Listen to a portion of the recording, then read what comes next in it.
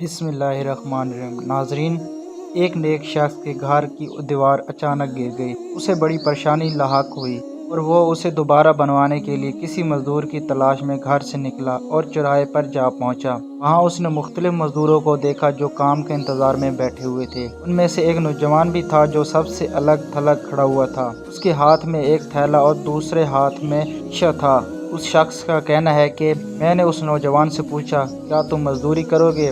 نوجوان نے جواب دیا، ہاں۔ میں نے کہا، گارے کا کام کرنا ہوگا۔ نوجوان کہنے لگا، ٹھیک ہے، لیکن میری 3 شرطیں ہیں۔ اگر تمہیں منظور ہو تو میں کام کرنے کے لیے تیار ہوں۔ پہلی شرط یہ ہے کہ تم میری مزدوری پوری ادا کرو گے۔ دوسری شرط یہ ہے کہ تم مجھ سے میری طاقت اور صحت کے مطابق کام لو گے۔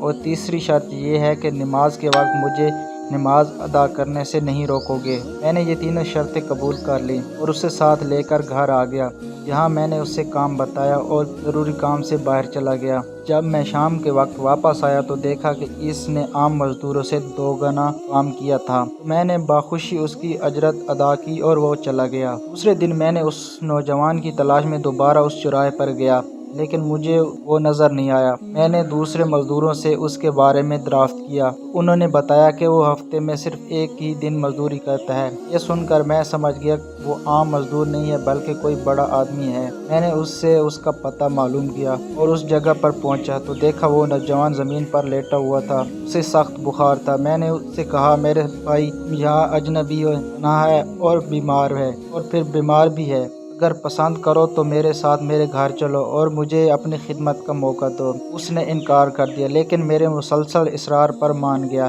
لیکن ایک شرط رکھی کہ وہ مجھ سے کھانے کی کوئی شے نہیں لے گا۔ میں نے اس کی یہ شرط منظور کر لی اور اسے اپنے گھر لے آیا۔ وہ 3 دن میرے گھر قیام پذیر رہا، لیکن اس نے نہ تو کسی چیز کا مطالبہ کیا اور نہ ہی کوئی چیز لے کر کھائی۔ چوتھے روز اس کے بخار میں شدت آ گئی۔ اس نے مجھے اپنے پاس بلایا اور کہنے لگا، میرے بھائی، لگتا ہے اب میری آخری وقت قریب آ گیا ہے، لہذا جب میں مر جاؤں تو میری اس وصیت پر عمل کرنا۔ جب میری روح جسم سے نکل جائے تو میرے گلے میں رسی ڈالنا اور گھسیٹتے ہوئے باہر لے جانا اور اپنے گھر کے ارد گرد چکر لگوانا اور یہ صدا دینا کہ لوگ دیکھ کر اپنے رب اللہ تعالیٰ کی نافرمانی کرنے والوں کا یہ حشر ہوتا ہے۔ شاید اس طرح میرا رب عزیز و جل مجھے معاف کر دے۔ تم مجھے غسل دے چکو تو مجھے انہی کپڑوں میں دفن کر دینا۔ پھر بغداد میں خلیفہ ہارون رشید کے پاس جانا اور یہ قرآن مجید اور انگوٹھی انہیں دے دینا اور میرا یہ پیغام بھی دینا، اللہ عزیز و جل سے ڈرو، کہیں ایسا نہ ہو کہ غفلت اور نشے کی حالت میں موت آ جائے اور بعد میں پچھتانا پڑے،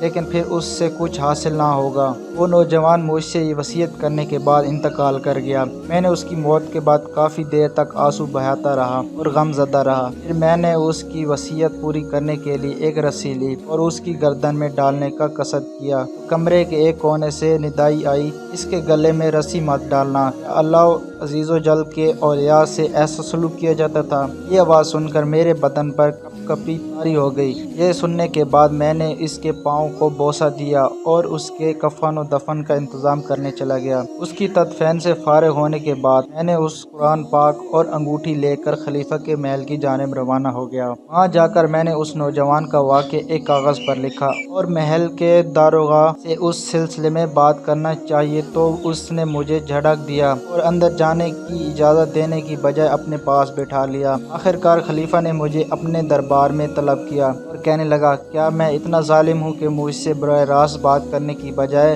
رقیہ کا سہارا لیا؟ میں نے عرض کی، اللہ تعالیٰ آپ کا اقبال بلند کرے، میں کسی ظلم کی فریاد لے کر نہیں آیا بلکہ ایک پیغام لے کر حاضر ہوا ہوں۔ خلیفہ نے اس کے پیغام کے بارے میں دریافت کیا تو میں نے وہ قرآن مجید اور انگوٹھی نکال کر اس کے سامنے رکھ دی۔ خلیفہ نے ان چیزوں کو دیکھتے ہی کہا، یہ چیزیں تجھے کس نے دی؟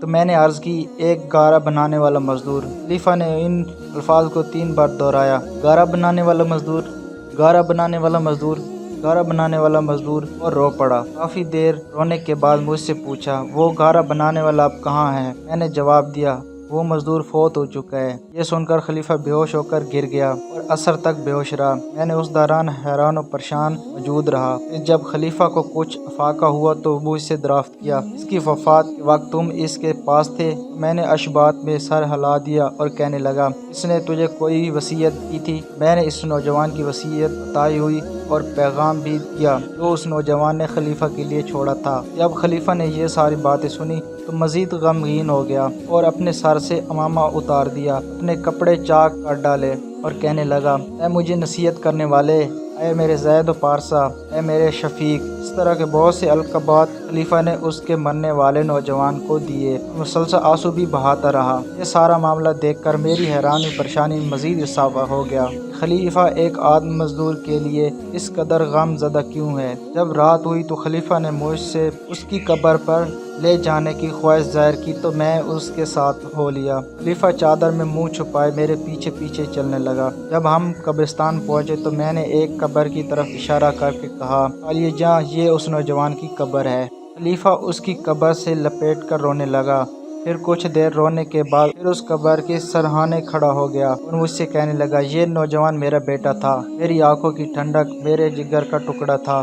ایک دن یہ رقص و سرور کی محفل میں گم تھا کہ مکتب میں کسی بچے نے یہ آیت کریمہ کی تلاوت کی، ایمان والوں کو ابھی وقت نہ آیا کہ ان کے دل جھجک جائیں اللہ کی یاد کے لیے۔ جب اس نے یہ آیت سنی تو اللہ کے خوف سے تھر تھر کانپنے لگا اور اس کی آنکھوں سے آنسوؤں کی جھڑکی لگ گئی اور یہ پکار پکار کر کہنے لگا، کیوں نہیں، اور یہ کہتے ہوئے محل کے دروازے سے باہر نکل گیا۔ اس دن سے ہمیں اس کے بارے میں کوئی خبر نہ ملی، یہاں تک کہ آج تم نے اس کی وفات کی خبر دی۔